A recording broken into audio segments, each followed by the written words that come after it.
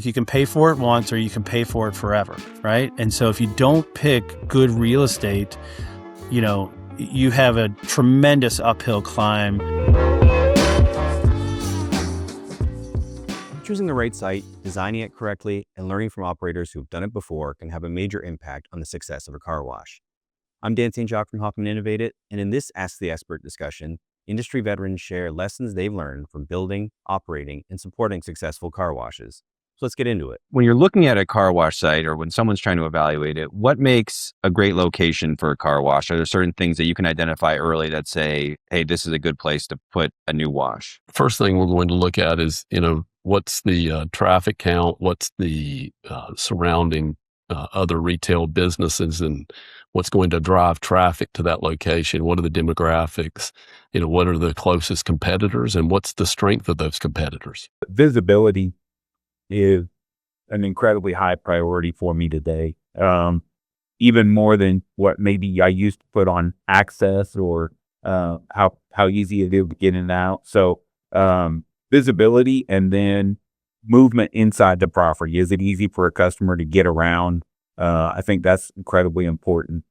Once you start entering a market, I'm in Denver, so once you start entering a market that maybe is saturated a little bit and has a lot of competition, start moving maybe access of into the property up a little bit higher than visibility. There's a lot of car washes, and so customers are going to move to something that's maybe a little bit easier to get in and out of versus visibility. But visibility and signage, what you can do and what you do on that side, I think are incredibly important to you. I think the thing that people have to, always keep paramount, that what convenience is the first thing, right? It has to be on a drive line. And at the end of the day, I feel like car wash, it's a retail product just like anything else. If it's not easy to get to, if you don't give them what they're looking for, if it's not a great value, people are just not going to come. And so, in the traditional sense, we are a retail operation like any other. So you can't buy a C piece of property and hope that, my marketing, I'll get them there.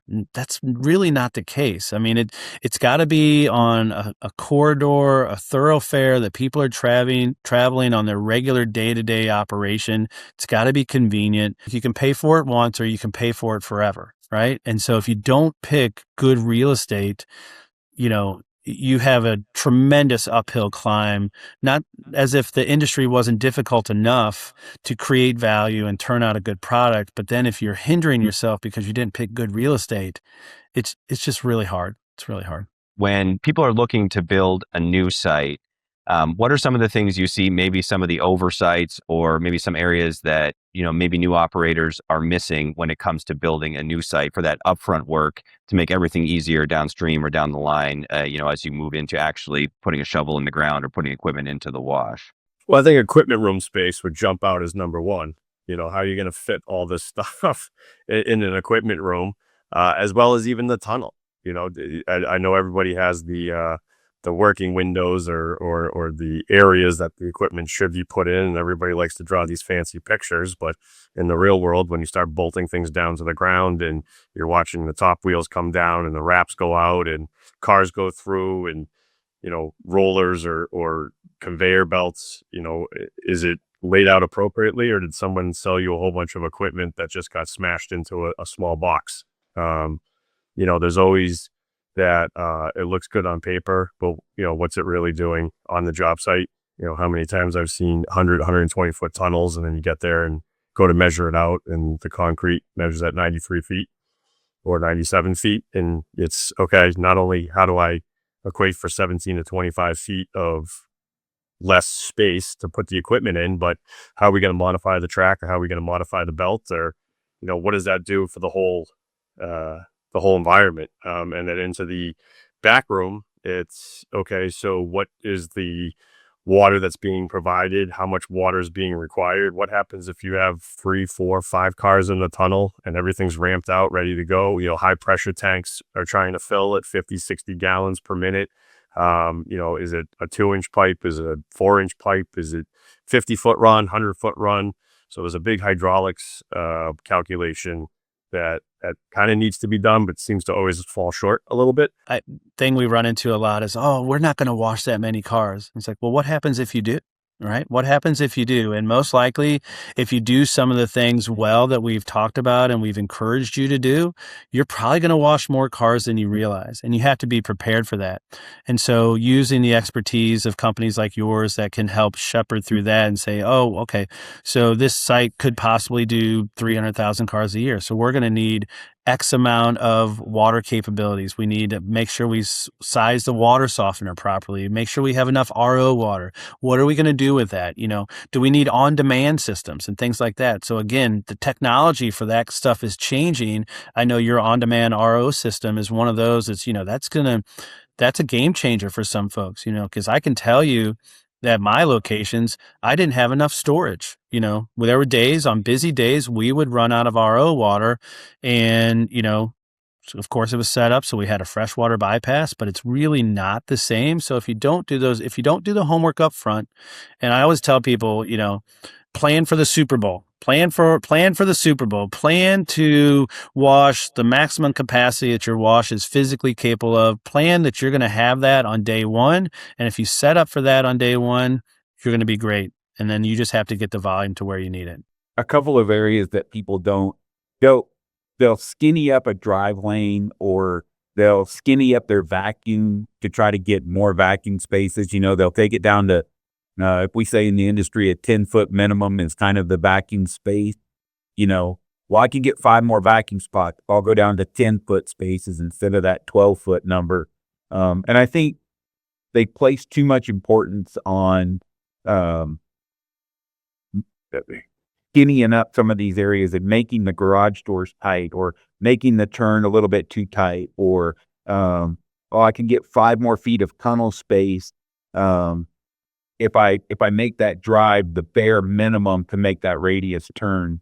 And it really long term can hurt your production and hurt the experience. Our goal is to get involved very early with the client to help them understand what's going to be the best way to get optimal ingress and egress, and those turning radius is correct so that there aren't pinch points leading into the tunnel or leading into the vacuum area or exiting the property. How important is it to involve, experienced operators or consultants, somebody, like Focused, early on in the process, before you're getting with architects and GCs and those sort of things? How important is it to have, especially, if you're either a newer operator or somebody operating in a new market, how important is it to have that relationship before you're putting your actual wash down?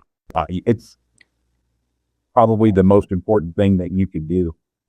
When we got started, people asked if we get the right answers. Yeah, we got the right answers to the questions we asked. Will this equipment wash cars? The answer is yes, all equipment will wash cars.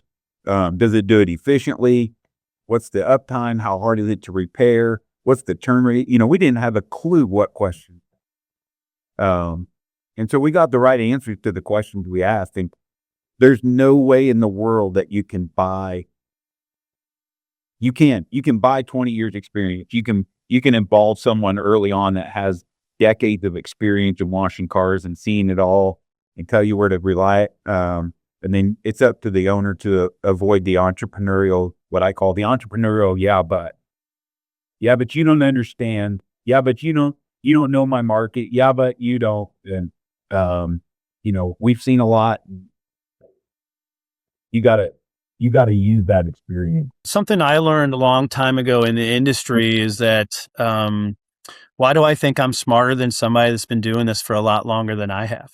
And so the thing that I would always encourage people to do when they're thinking about getting into the industry or doing something, find a partner that's going to shepherd you through the process, not sell you through the process, right? We pride ourselves at AVW as being a relationship company. We happen to sell car wash equipment, right?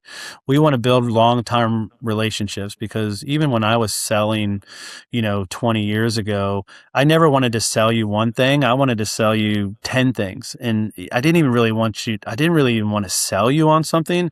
I'd much rather give you a lot of great information, help you, show you, take you places where you can see great operators doing great things. Because the hard part is, what I've always seen is that Great operators make it look really easy. But what you don't see from the outside is the blood, sweat, and tears that they've put in developing their processes.